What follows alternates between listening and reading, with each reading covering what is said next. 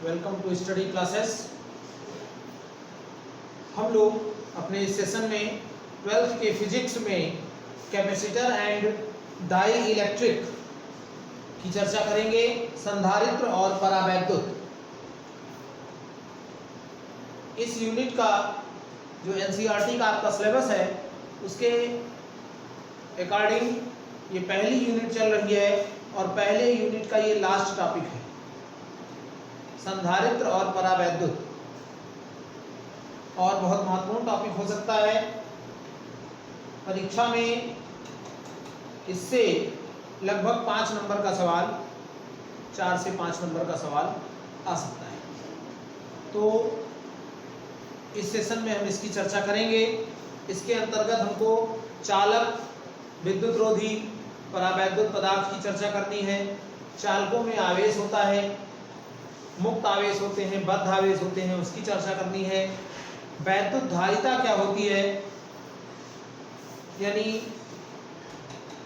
Capacitance, electric capacitance क्या है, इसकी भी चर्चा करनी है। धारिता का मात्रक क्या होगा, एग्जाम के दृष्टिकोण से बहुत महत्वपूर्ण सवाल कि वैद्युत धारिता का मात्रक क्या होता है, इसका विमेय सूत्र क्या होगा। वैद्युत धारिता का मात्रक देखेंगे तो फैरड होता है। फैरड की परिभाषा भी पूछी जाती है। 1 नंबर के लिए बड़ा इंपॉर्टेंट क्वेश्चन है कि फैरड की परिभाषा क्या है। इसी क्रम में विलगित गोलाकार चालक की धारिता की बात होगी, आवेशित चालक के स्थितिज ऊर्जा की बात होगी। तो संधारित्र और परावैद्युत की अगर हम चर्चा करें, बहुत महत्वपूर्ण टॉपिक है। इस क्रम में संधारित्र और परावैद्युत,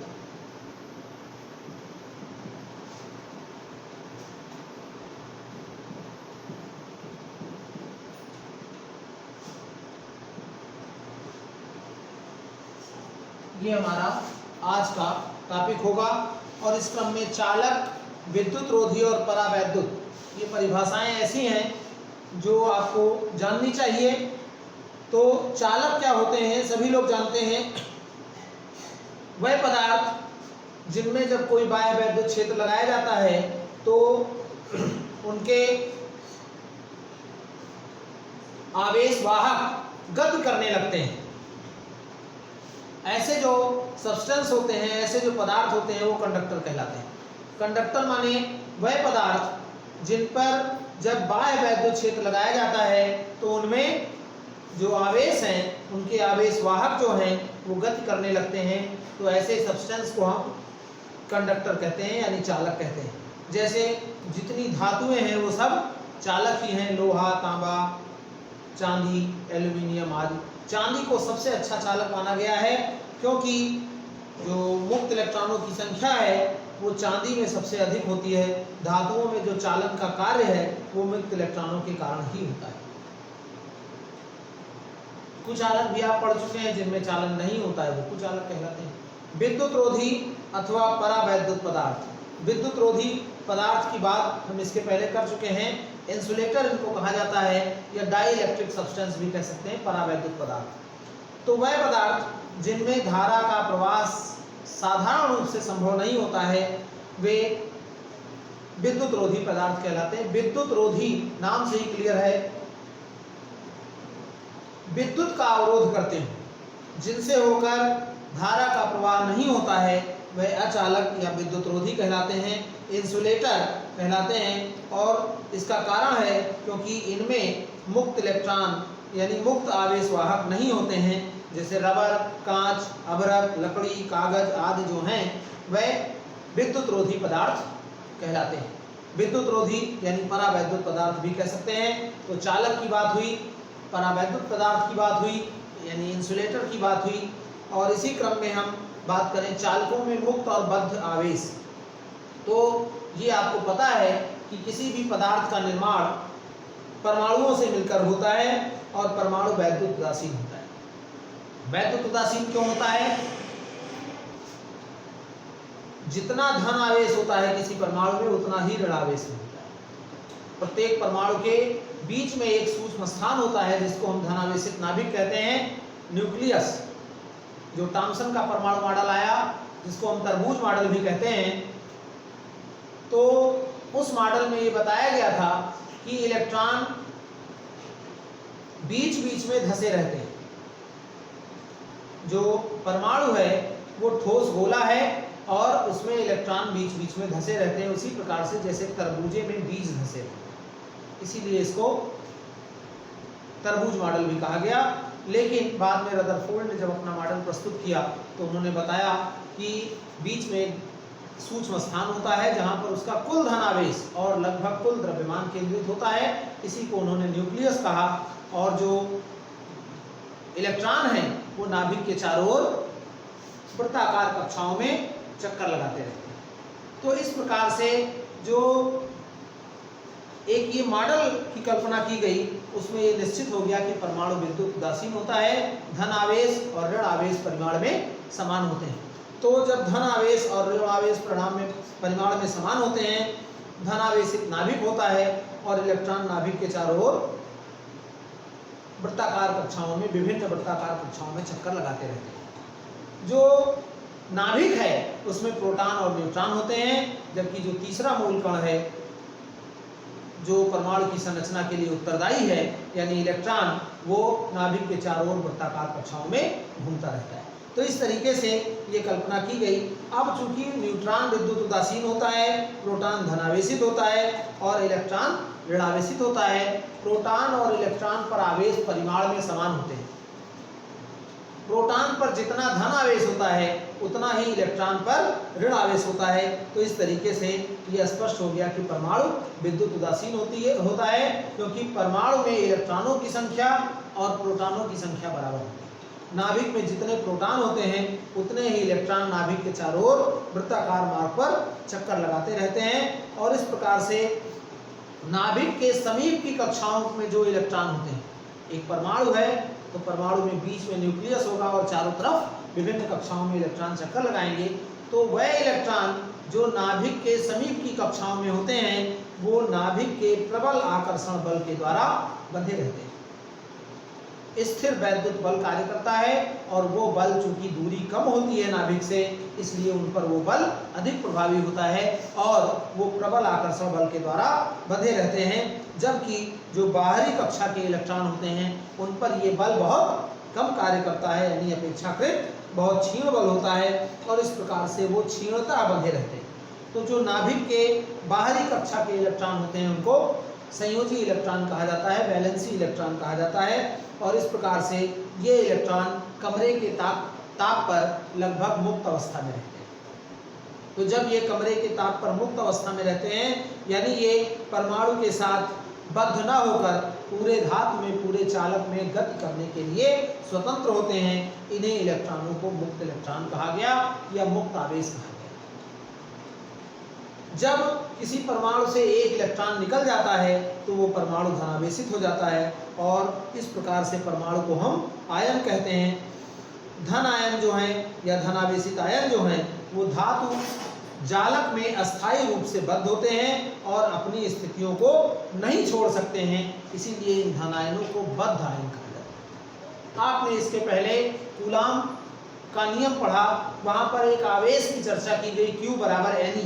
तो जब Q बराबर Ni की चर्चा की गई तो N को नंबर ऑफ इलेक्ट्रॉन कहा गया, जो इलेक्ट्रॉन किसी चालक से निकल जाते हैं या बाहर से आ जाते हैं। यानी ये स्पष्ट है कि किसी परमाणु के या किसी चालक के आयनित होने की क्रिया में इलेक्ट्रॉनों का ही रोल होता है।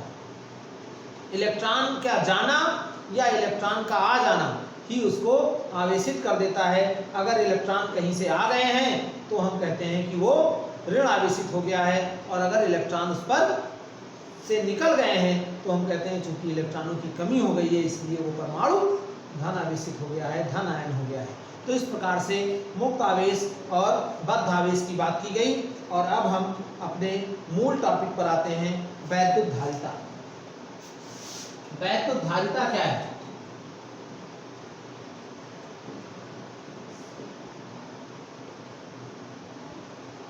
Electric capacitance. इलेक्ट्रिक कैपेसिटेंस क्या है? वैद्युत धारिता। वैद्युत धारिता का मतलब, धारिता का क्या अर्थ है? धारिता माने धारण करने की क्षमता। प्रत्येक व्यक्ति की धारण करने की क्षमता अलग अलग होती है, माने उसकी जो क्षमता है वो अलग अलग होती है। कार्य करने की क्षमता, आप पढ़ते हैं तो आपका कोई साथी 4 घंटे तक पढ़ सकता है, आप 3 घंटे पढ़ सकते हैं, कोई साथी 1 घंटे तक भी नहीं पढ़ सकता है। काम करने की क्षमता, हम कितनी देर काम कर सकते हैं, कोई हमारा साथी हमसे ज़्यादा काम कर सकता है, कोई हमारा साथी हमसे कम काम कर सकता है। तो ये जो है ये क्षमता है हमारी, और अलग अलग व्यक्तियों की क्षमताएं अलग अलग होती हैं। तो अगर हम किसी चालक की बात करें तो चालक द्वारा आवेश को धारण करने की जो क्षमता होती है उसमें, उसी को हम वैद्युत धारिता कहते हैं। माने किसी चालक की वैद्युत आवेश को धारण करने की क्षमता को उसकी धारिता कहते हैं। और चालक का जो आवेश है वो उसको दिए गए विभव के अनुपात में बढ़ता रहता है। माने जब चालक को आवेश दिया जाता है तो आवेश का मान विभव के अनुपात में बढ़ता है, Q समानुपाती V। अगर V आवेश दिया गया है, V विभवांतर है और Q आवेश दिया गया है तो Q का मान V के अनुक्रमानुपाती होगा। यानी जब हम ये समानुपाती का चिन्ह हटाते हैं तो Q बराबर CV हो जाता है, जबकि C एक नियतांक है जिसे चालक की धारिता कहते हैं।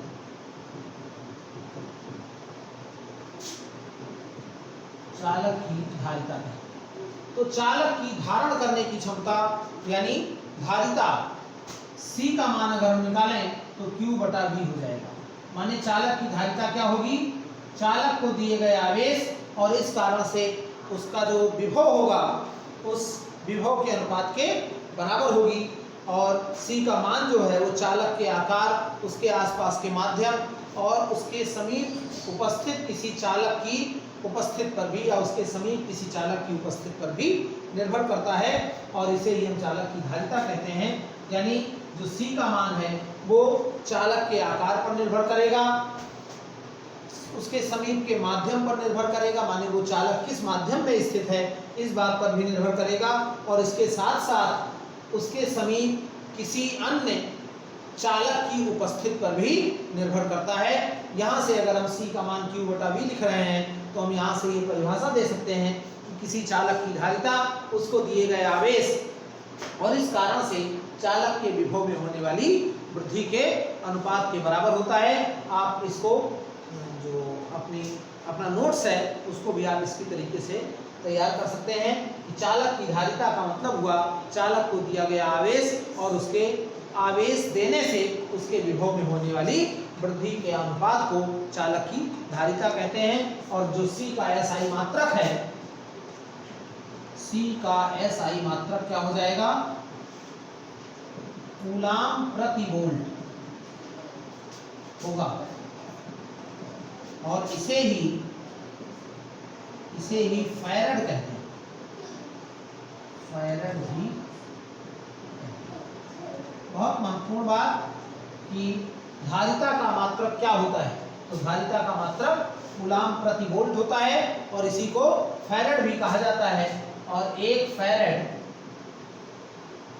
को 1 कूलाम प्रति वोल्ट लिख सकते हैं। 1 फैरड बराबर 1 कूलाम प्रति वोल्ट।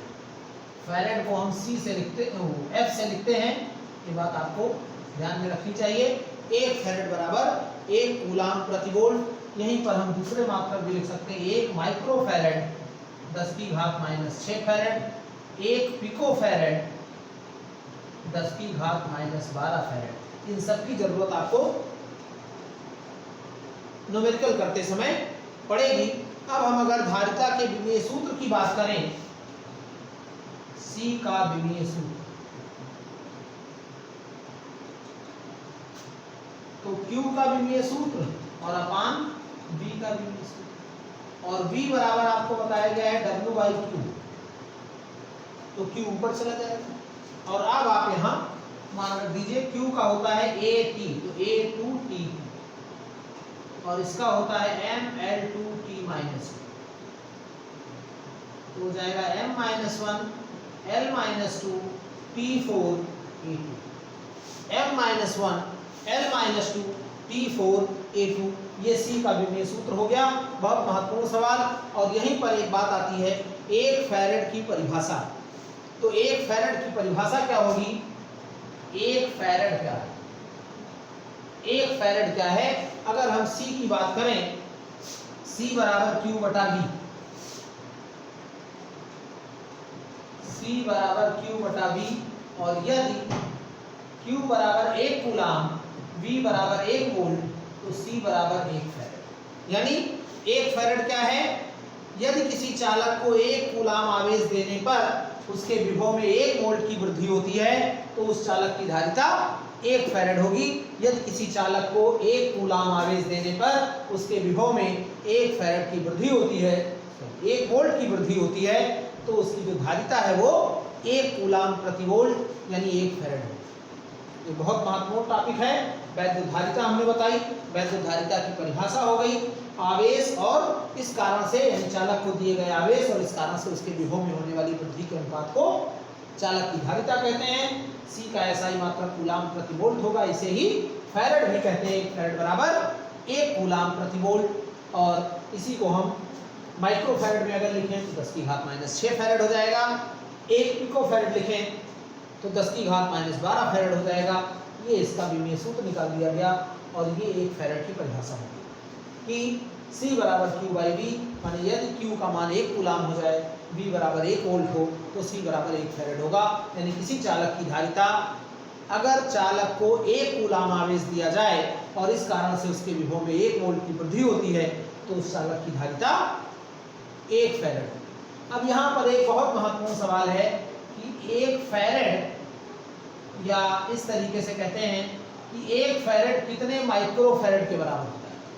तो चूंकि 1 माइक्रो फैरेड 10 की घात -6 फैरेड के बराबर होता है, इसलिए 1 फैरेड 10 की घात 6 माइक्रो फैरेड के बराबर होगा। इधर आएगा तो 10 की घात -6 से 10 की घात +6 हो जाएगा।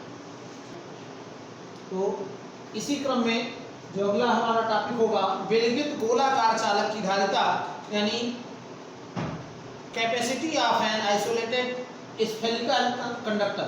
तो जो स्फेरिकल कंडक्टर है, आइसोलेटेड स्फेरिकल कंडक्टर का मतलब हुआ विलगित गोलाकार चालक। अगर एक विलगित गोलाकार चालक है जिसकी त्रिज्या a है, इसका केंद्र O है और इसको कैपिटल K परावैद्युतांक वाले किसी परावैद्युत माध्यम में रखा गया है, तो अगर गोलाकार चालक जो है इसके समीप कोई दूसरा चालक नहीं स्थित है, तो जब हम इसको Q आवेश देते हैं, प्लस Q आवेश देते हैं, तो ये प्लस Q आवेश इसके सतह पर एक समान रूप से फैल जाएगा और इस प्रकार से यह एक समविभव पृष्ठ की भांति व्यवहार करेगा। समविभव पृष्ठ बताया गया था, इक्विपोटेंशियल सरफेस। समविभव पृष्ठ माने एक ऐसा पृष्ठ जिसके प्रत्येक बिंदु पर विभव का मान समान होता है, समविभव पृष्ठ कहलाता है। तो जब हम एक त्रिज्या का एक गोलाकार चालक लेते हैं और इसको प्लस Q आवेश देते हैं, तो इसको दिया गया प्लस Q आवेश इसके पृष्ठ पर एक समान रूप से वितरित हो जाएगा और इसका व्यवहार एक समविभव पृष्ठ की भांति होगा।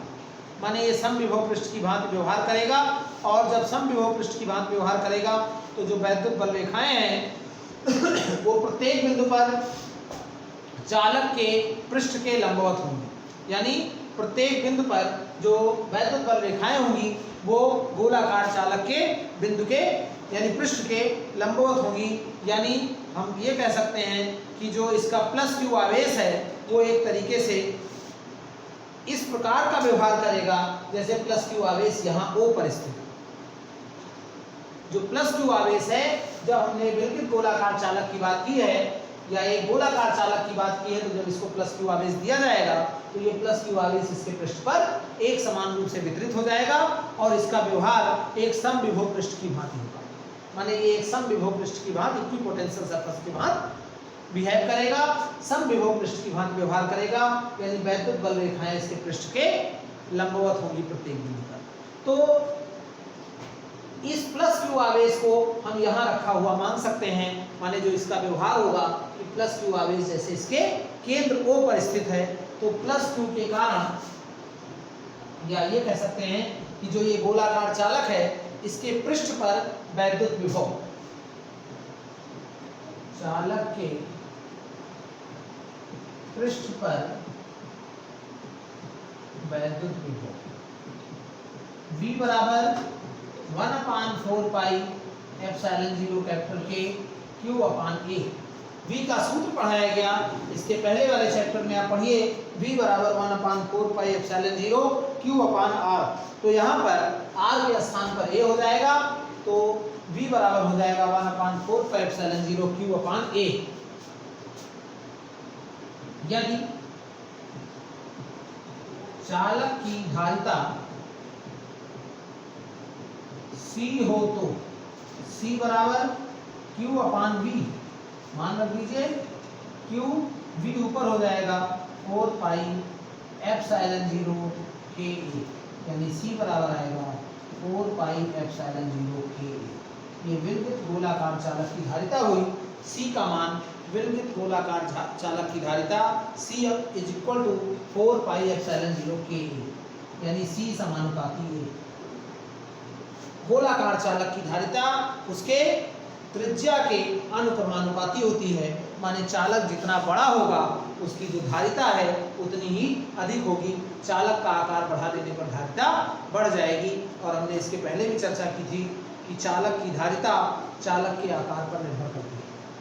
तो अगर चालक का आकार बढ़ा दिया जाए तो धारिता भी बढ़ जाएगी। इस प्रकार से C समानुपाती A हमारा हो जाता है। अब यहाँ पर अगर हम वायु की बात करें, वायु या निर्वात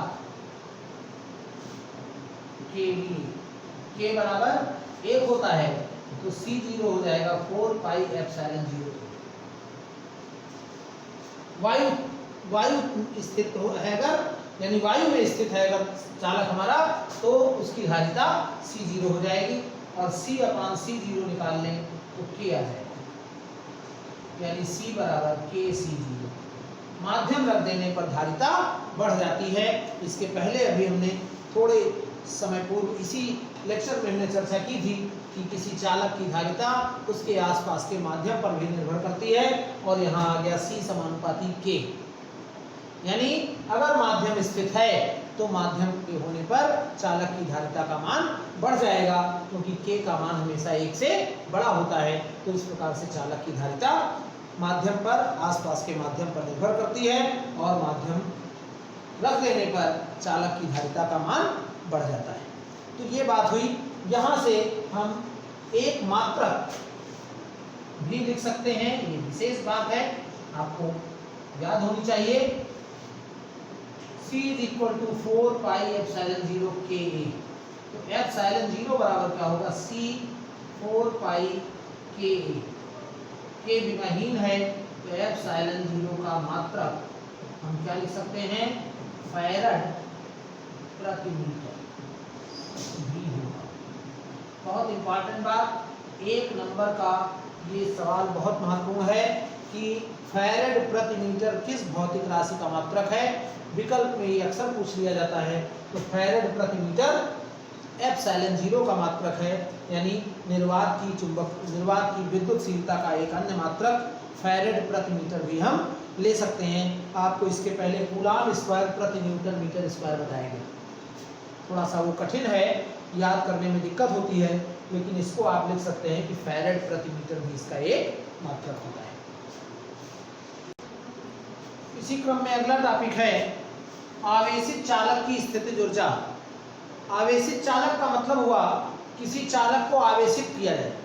तो किसी चालक को जब हम आवेशित करते हैं तो आवेशित करने में कुछ कार्य करना पड़ता है, और इस प्रकार से जो कार्य करना पड़ता है वही कार्य ही आवेशित चालक में वैद्युत स्थितिज ऊर्जा के रूप में संचित हो जाता है, और इसे ही हम आवेशित चालक की स्थितिज ऊर्जा कहते हैं। माने किसी चालक को ढंग से, आप अपना नोट्स भी बना सकते हैं, किसी चालक को आवेशित करने में किया गया कार्य ही उस चालक में वैद्युत स्थितिज ऊर्जा के रूप में संचित हो जाता है, और इसे ही हम आवेशित चालक की ऊर्जा कहते हैं।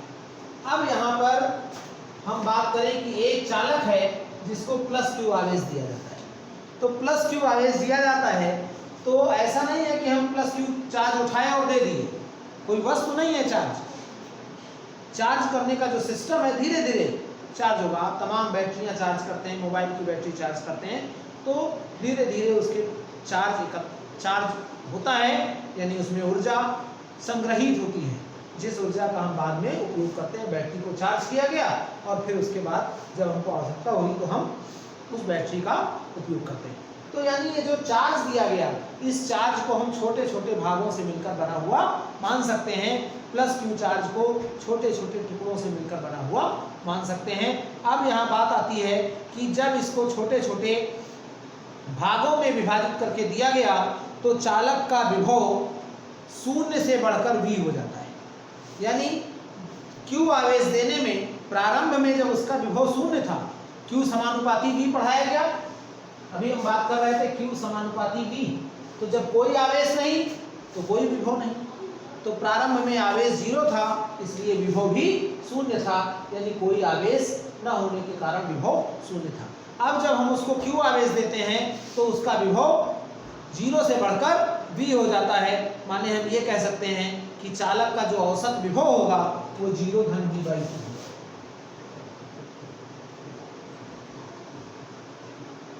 औसत विभव बराबर 0 धन V/2 यानी V। आवेश कितना दिया गया? Q। तो Q आवेश देने में किया गया कार्य, Q आवेश देने में कृत कार्य W बराबर आवेश गुणे औसत विभव। तो आवेश हो गया Q और V/2 यानी 1/2 QV।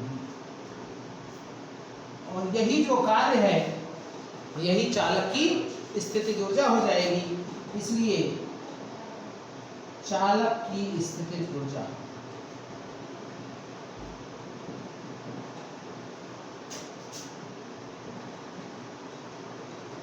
U बराबर W यानी 1/2 QV।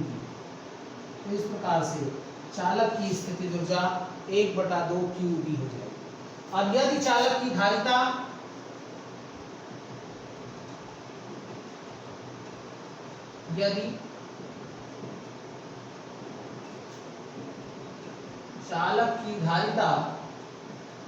C हो तो C बराबर QV होता है। यहाँ से हम Q को C/V लिख सकते हैं, इसलिए हमारा U बराबर हो जाएगा, यहाँ मान रख दीजिए Q बराबर CV होता है, गलत हो रहा है यहाँ, तो मान रख देंगे तो क्या होगा, हाफ CV², यानी U का एक सूत्र हो जाता है हाफ CV²। और यहीं पर ये QV के पदों में हो गया, ये CV के पदों में हो गया। अगर हम QV के पदों में निकालें तो Q/C होगा, माने U बराबर होगा 1/2 Q और Q/C, यानी हम कह सकते हैं Q²/2।